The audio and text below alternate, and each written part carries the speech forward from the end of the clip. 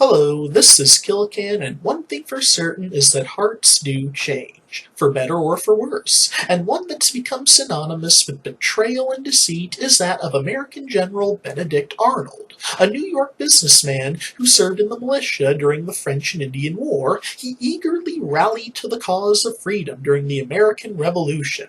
What he lacked in formal military training, he made up for in fighting spirit, charisma, and courage, sometimes fueled by alcohol. Quickly becoming a trusted lieutenant of George Washington, Arnold led an ill-fated invasion of Canada in 1775, for which he paid for supplies and equipment out of pocket, with Congress's promise to reimburse him.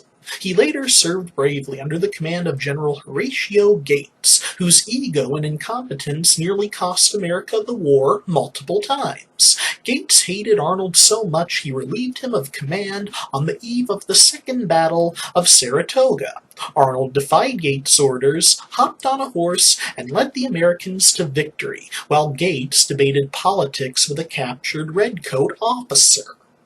Much to Arnold's disgust, Gates' friends in high places enabled him to claim credit for the victory at Saratoga, made all the worse by a bad injury to Arnold's leg in the battle. Thankfully, Gates didn't fool Washington, who gave Arnold a promotion to Major General and command of West Point, but not before Congress humiliated him by court-martialing him, for which he was acquitted of all but a few minor offenses. But this, combined with Congress refusing to pay him back his injury, and lack of credit for his victory, poisoned his heart against the cause he had suffered so greatly for.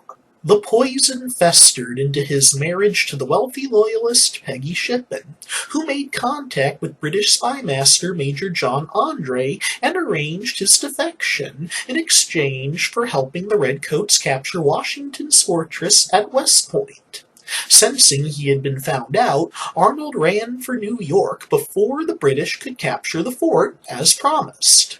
Because of this, the Brits only commissioned him into their army with a demotion to brigadier general, and a much smaller salary.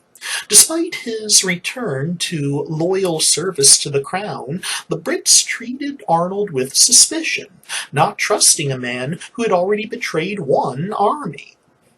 Ironically, Arnold was the only redcoat general who actually tried to bring the fight to Washington.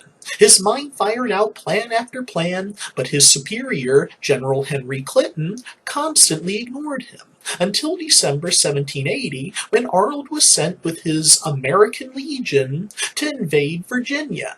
He ransacked the state capital at Richmond and caused mayhem throughout the state, until he was forced to retreat to Yorktown with General Lord Cornwallis.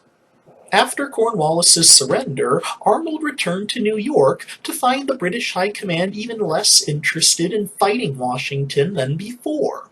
He left for London with his American Legion, where he continued to be frowned upon as a turncoat. He died in London in 1801 at the age of 60. A popular but unproven legend has it that his last words were a request to be buried in his American Army uniform and, quote, "God forgive me for ever wearing another." Thanks for watching, everyone. Please like and share. Don't forget to subscribe, and peace out.